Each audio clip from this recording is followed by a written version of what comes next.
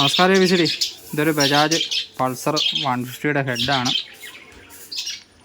ഇൻഡസ്ട്രിയിൽ കൊടുത്ത് വാലൊക്കെ സീറ്റ് ചെയ്ത് കൊണ്ടുവന്നതാണ്. അപ്പോൾ നമ്മൾ ഈ ഇൻഡസ്ട്രിയിലൊക്കെ കൊടുക്കുന്ന സമയത്തെ നമ്മൾ കൊടുക്കുന്ന ഹെഡ് തന്നെയാണോ എന്നുള്ളത് നമുക്ക് തിരിച്ചു കിട്ടുന്നത്. ഇനി അഥവാ എങ്ങാനും അബദ്ധവശാൽ മാറിപ്പോയതാണോ ഇല്ലയോ എന്നൊക്കെ അറിയാൻ വേണ്ടി ഒരു ചെറിയ ടിപ്പ് പറഞ്ഞു തരാം. എല്ലാ ആശാന്മാർക്കും അറിയാവുന്നത് തന്നെയാണ്, എന്നാലും അറിയാത്തവർക്കുണ്ട്. നമ്മുടെ ഈ ഹെഡിൻ്റെ ഇടതുഭാഗത്ത് പ്ലഗ് വരുന്നതിൻ്റെ മുകളിലായിട്ട് ഒരു നമ്പർ പഞ്ച് ചെയ്തിട്ടുണ്ട്. ഇതിൻ്റെ നമ്പർ 0066. അതേ സെയിം നമ്പർ തന്നെ ഹെഡ് കവറിൻ്റെ അതേൻ്റെ തൊട്ട് മുകളിലായിട്ട് പഞ്ച് ചെയ്തിട്ടുണ്ട് 0066. അങ്ങനെ നമുക്ക് മനസ്സിലാക്കിയെടുക്കാം. അതുപോലെ തന്നെ നമ്മൾ ഒന്നിച്ചൊരു 2-3 ഹെഡൊക്കെ അഴിക്കുകയാണെന്നുണ്ടെങ്കിൽ അതേ വണ്ടിയുടെ തന്നെയാണോ ഹെഡ് എന്നുള്ളത് നമ്മൾ തിരിച്ച് ഫിറ്റ് ചെയ്യാനായിട്ട് ഈ ഒരു നമ്പർ വെച്ചിട്ട് നമുക്ക് കണ്ടുപിടിക്കാൻ പറ്റും.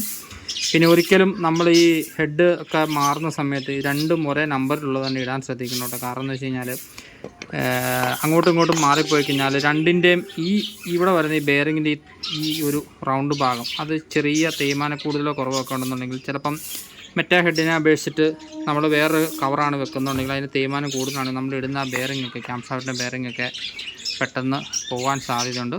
അപ്പോൾ എല്ലാവരും അതൊന്ന് ശ്രദ്ധിക്കുക.